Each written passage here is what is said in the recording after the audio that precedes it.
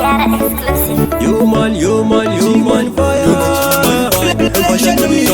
Wepazirusi twaini ndati andimakaenda payamdhara dzinza rangu rose rakaparangopara mainto vakazosara vachindirera kutaura kudai kunga kwavele murora ndinoti ndikafunga vangu vakwa vakaenda kutaratara dzangu pfungwa ini dzinotomborova bara ndakatomborota rangu dzinza raparara amainto vakazosara vachindirera vangu baba vakaenda kutaratara dzangu pfungwa ini dzinotomborova bara ndakatomborota rangu dzinza raparara amainto vakazosara vachindirera dara ndichiri kakuyama ndichiri karusava ndisati ndakuziva but iko zvino ndongogara ndichichema zuva rega rega nemusodzi pamatama imimi hamai namwari komborerwai nerimwe remazuva ndichaenda kudubai kana ndikashanda ndigokuchengetai nekuti amai maindibata sezai ndinoti ndikafunga vangu baba vakaenda kutaratara dzangu pfungwa ini dzinotomborova bara ndakatomborota rangu dzinza raparara amai ndo vakazosara vachindirera vangu baba vakaenda kutaratara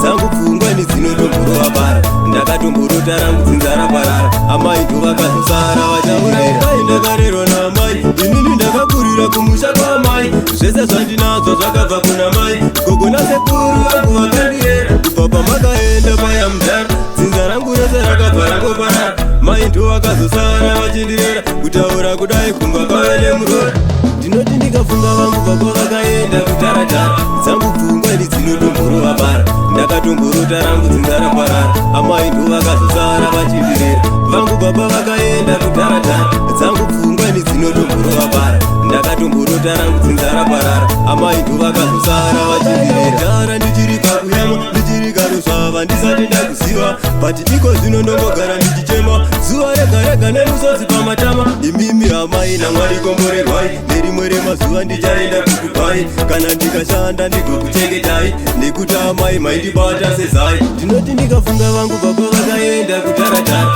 dzangu pfungwa ini dzinotomborova bara ndakatomborota rangu dzinza raparara amai ndo vakazosara vachindirera vangu baba vakaenda kutaratara dzangu pfungwa ini dzinotomborova bara ndakatomborota rangu dzinza raparara amai ndo vakazosara vachindirera